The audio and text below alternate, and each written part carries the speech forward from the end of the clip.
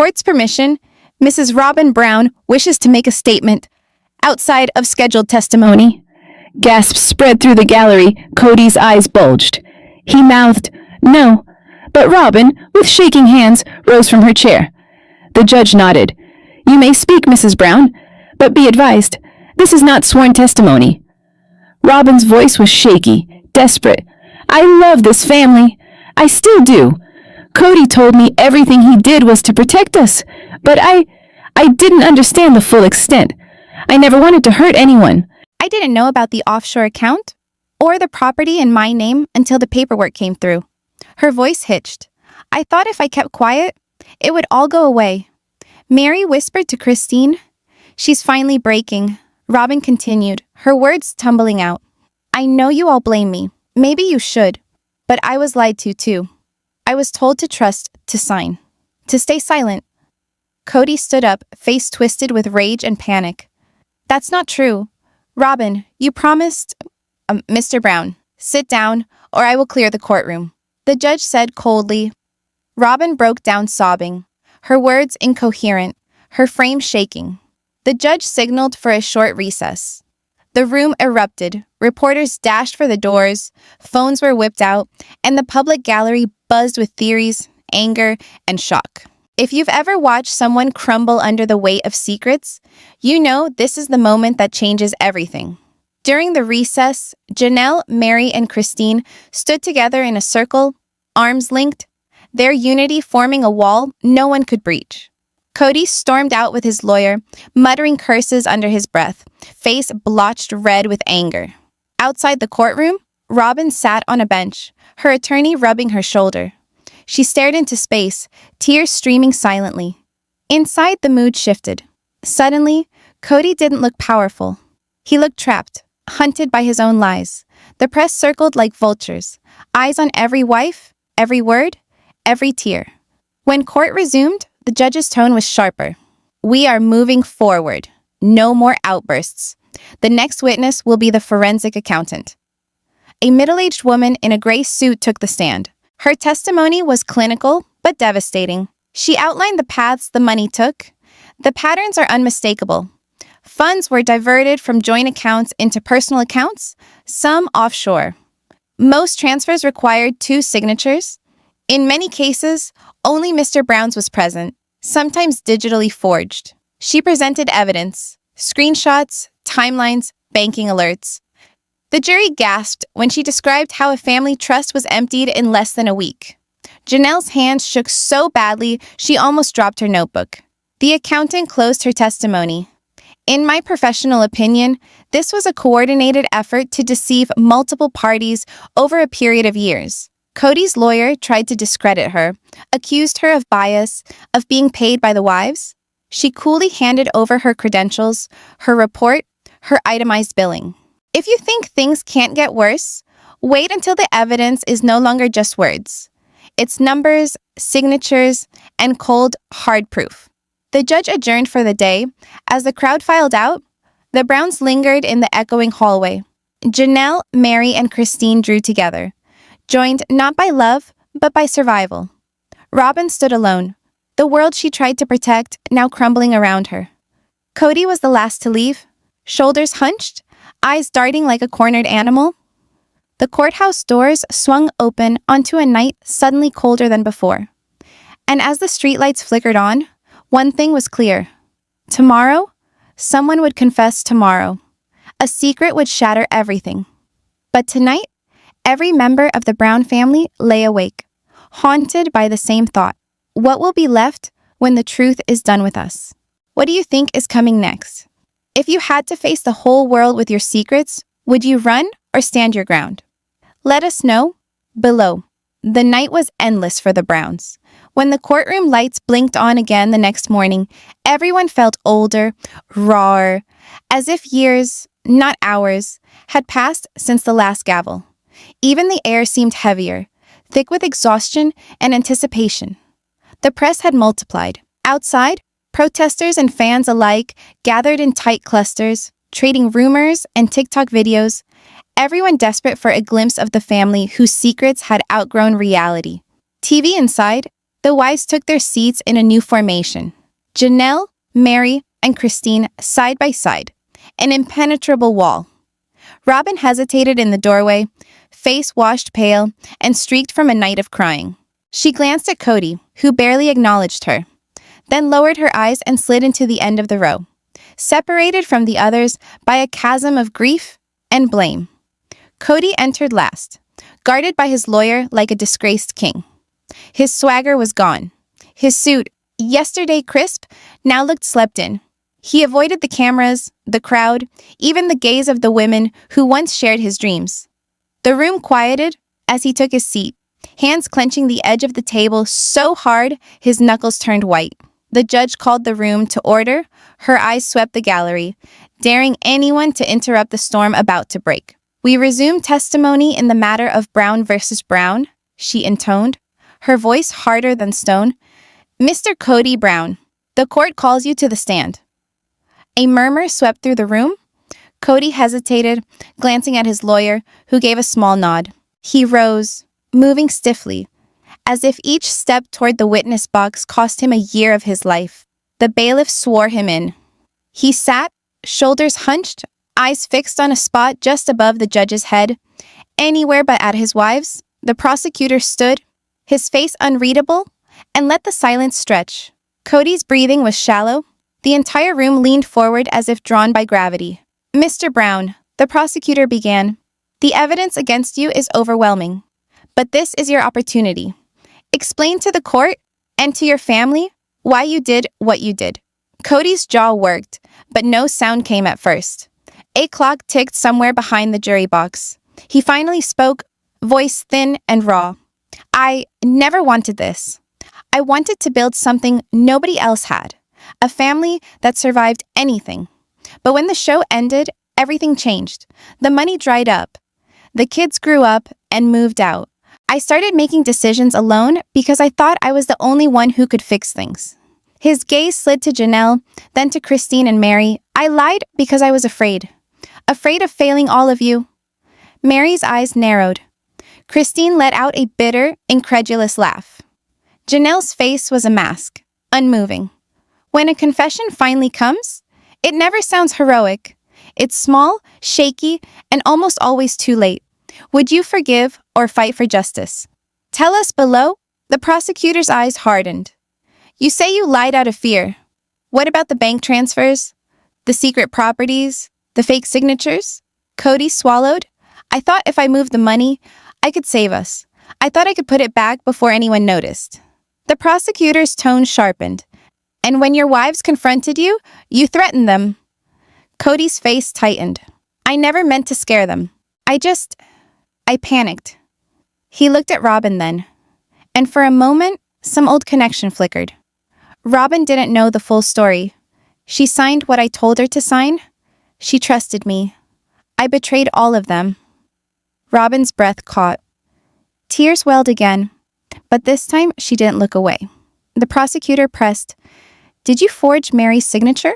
Kody hesitated, then nodded. "Yes, once. Maybe more than once. I justified it by saying it was for the good of the family. I see now that was a lie too." Meri made a choked sound. The gallery murmured in shock. The prosecutor's voice dropped to a whisper. "Kody, what do you want your family, and this court, to understand about your actions?" Kody's voice cracked. "That I loved them. Even when I was lost, even when I was stupid, I thought I was doing the right thing. I'm sorry. God, I'm so sorry." The room stilled, every eye fixed on him, not with sympathy, but with something colder. Pity, maybe. Or the slow, dawning satisfaction that the truth, once denied, was finally spoken aloud. When the person you once loved most admits they've betrayed you, does it heal you or break you forever? Drop your answer below. The prosecutor stepped back, no further questions. The judge turned to the wives. "Does any member of the family wish to speak?" Christine stood without waiting. Her hands trembled, but her eyes blazed. "You didn't love us, Kody. You loved what we gave you. A story. A legacy. When it was gone, so were we." Janelle followed, voice low but fierce. "You used my loyalty as a weapon. You stole from us, and you stole from yourself. Meri's voice shook. You broke us, Kody, and you don't get to decide who we are now. Robin started to stand, then slumped back, unable to speak. The judge regarded Kody, her expression grave. Do you wish to say anything else, Mr. Brown? Kody shook his head, tears streaming down his face. The judge nodded. The court will now hear closing arguments.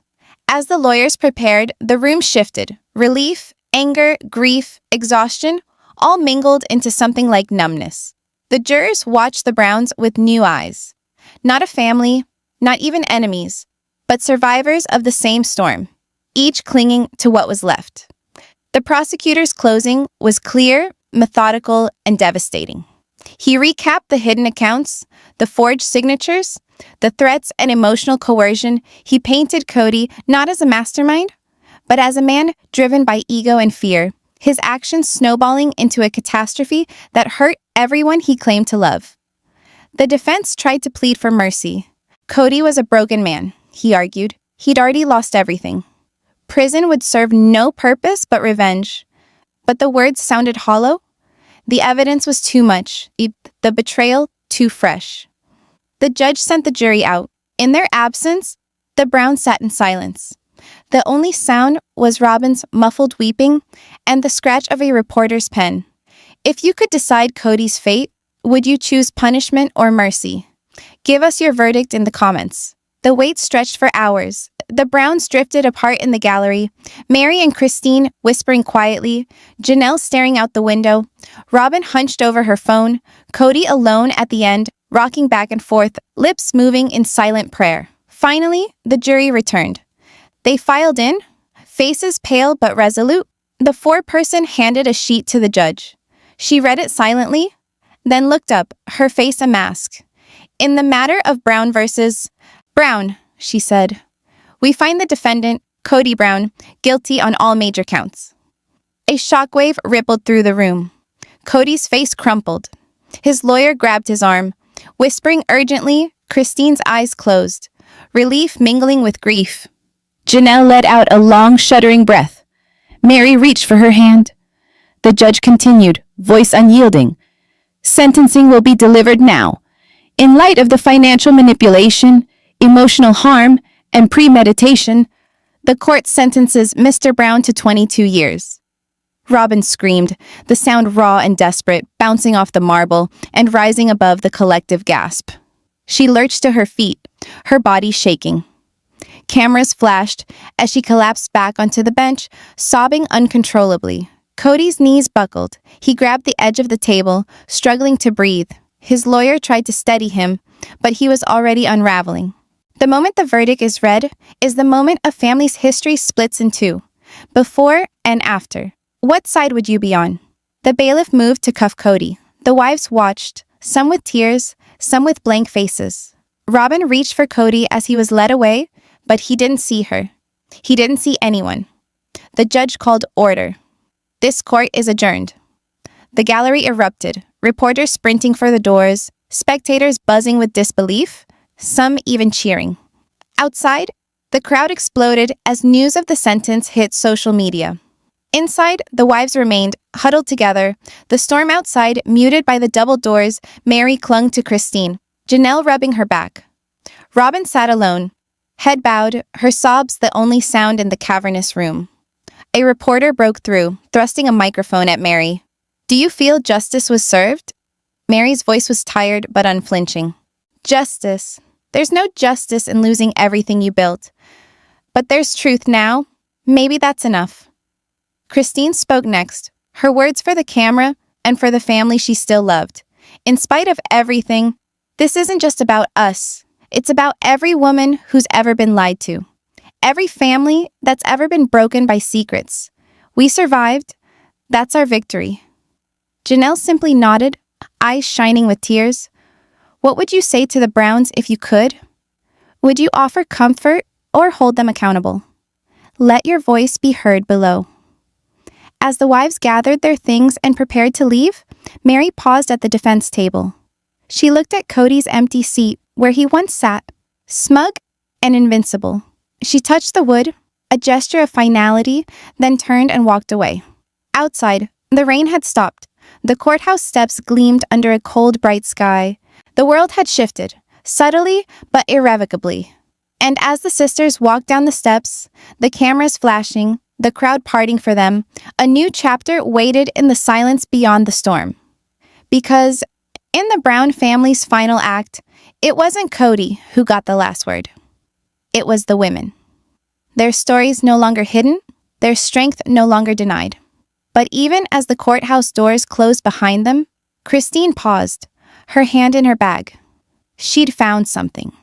Something buried in Robin's papers, something she hadn't yet shared.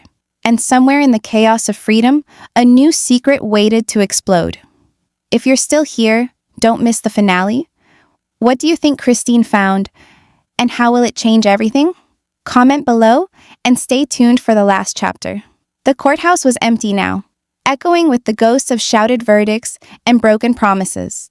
Outside, the world reeled in real time, news trucks fanning out into the rainy dusk, each anchor tripping over the same words. Kody Brown sentenced 22 years. The sister wives alone at last. But inside, as the last officials packed up files and the judge retreated behind her chamber's door, 4 women sat together in the front row, unable to move. It was the first time they'd been truly alone in years, and none of them quite knew how to speak in this new silence. Christine's hands shook as she pulled a crumpled document from her bag.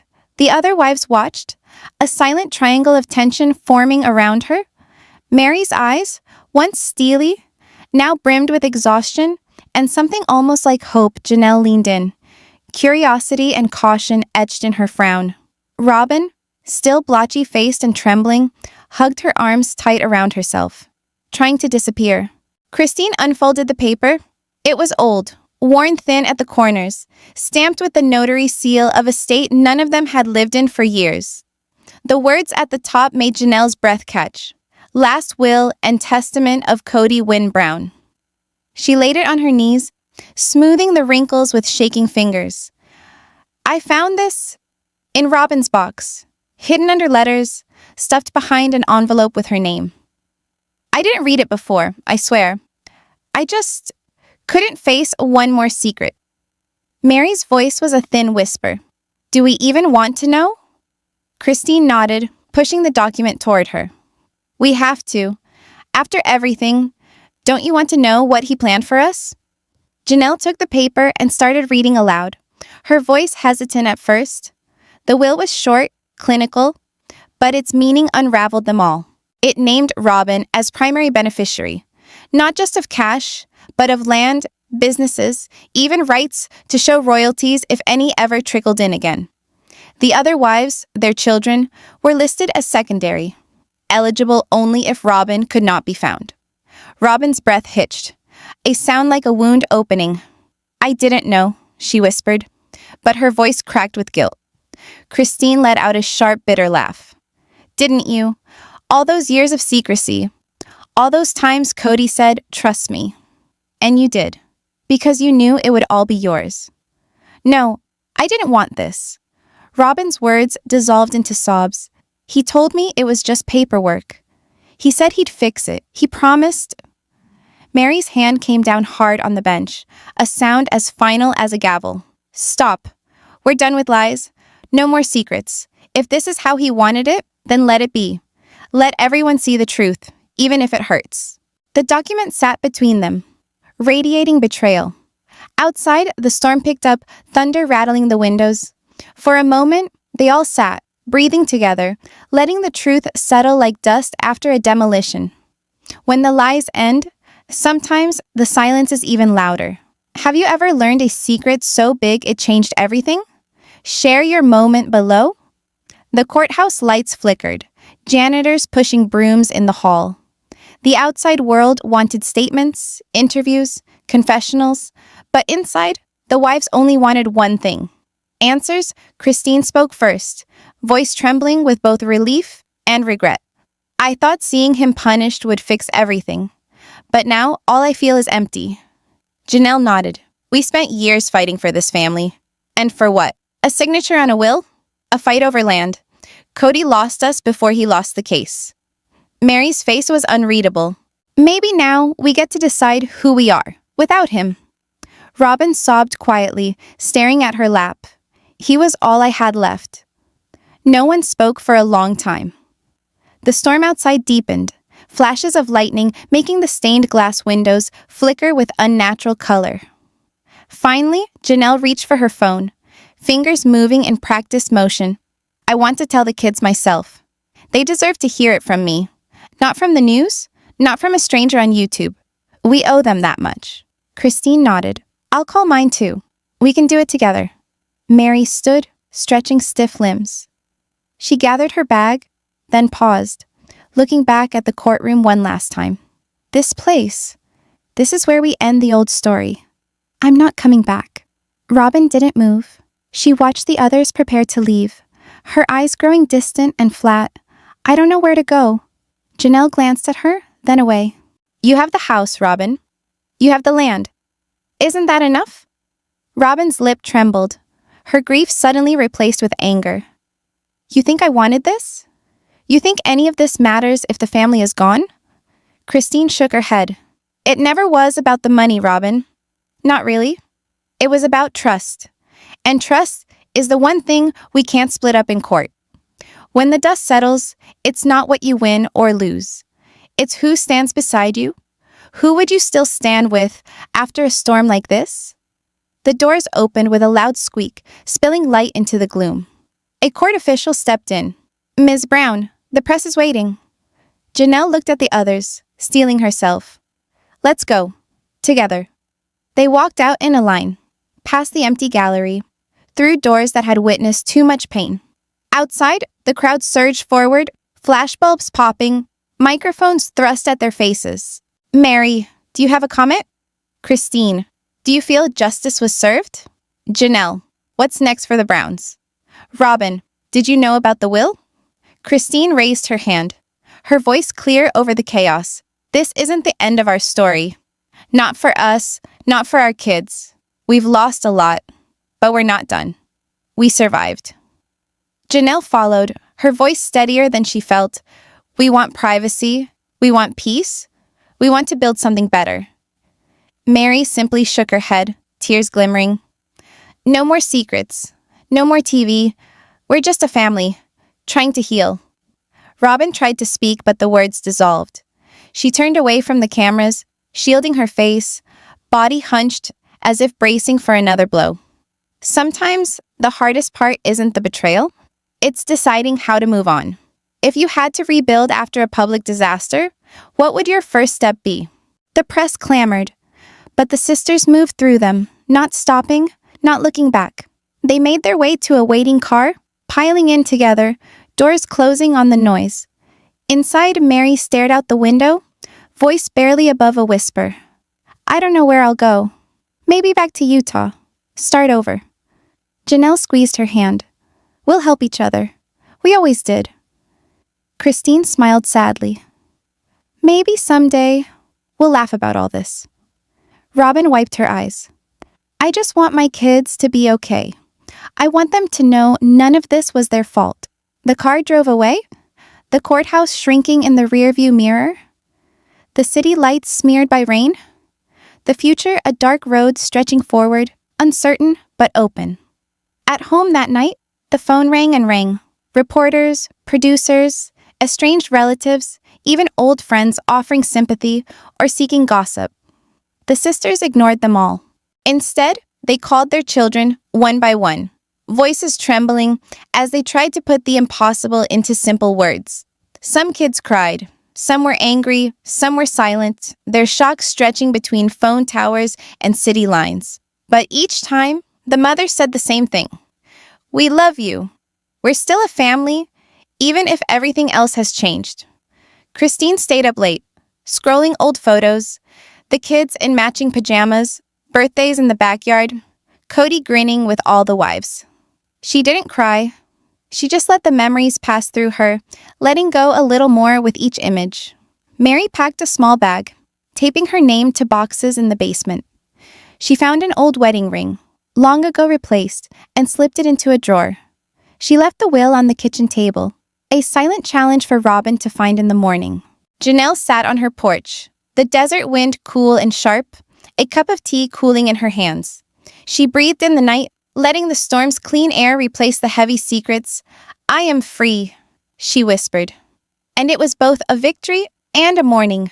Robin wandered the halls of her empty house, the silence so loud it ached. She found the will, read it, then tore it into pieces. She watched them fall into the trash, but the weight remained.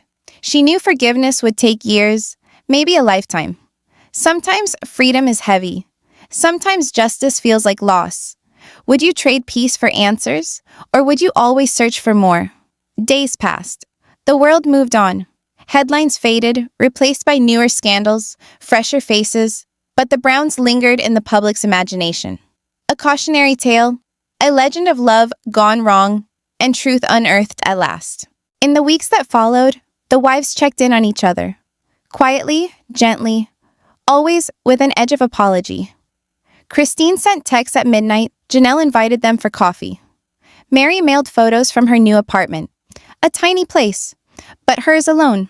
Robin didn't answer for a while, but one day, she called. Her voice was tired, cracked, but honest. "I'm sorry," she said, "for what I knew, for what I didn't, for how I let it happen." They didn't forgive her, not yet, but they listened. Sometimes that was enough. And always, there was the sense that something had changed. Not just in them, but in the world around them. They had become the story. But now, the story was theirs to write. Christine looked at the sky one evening, the sun setting behind the mountains, gold turning to indigo. "He thought he could write us out of the future," she murmured, smiling a little. But here we are, still standing. If you've followed every word of this journey, you know one truth. Families can survive anything, except silence. Tell us what you would say to someone still hiding their pain. Your story could save them. The Browns never gathered in a courtroom again. Their legacy was no longer a show or a court case, but something quieter, harder, and more real. Forgiveness came slowly, healing even slower. But every day brought a little more light. And though the world might remember Kody's sentence, the wives remembered something else. A promise to themselves. Never again to let someone else tell their story. Never again to let silence be their answer. And as the camera fades to black, the audience is left with one final question. What would you do if you finally had the chance to start over? If you stayed until the end, leave a comment. What's your biggest lesson from the Brown story? Would you fight, forgive, or finally walk away? Your thoughts could be the beginning of someone else's freedom.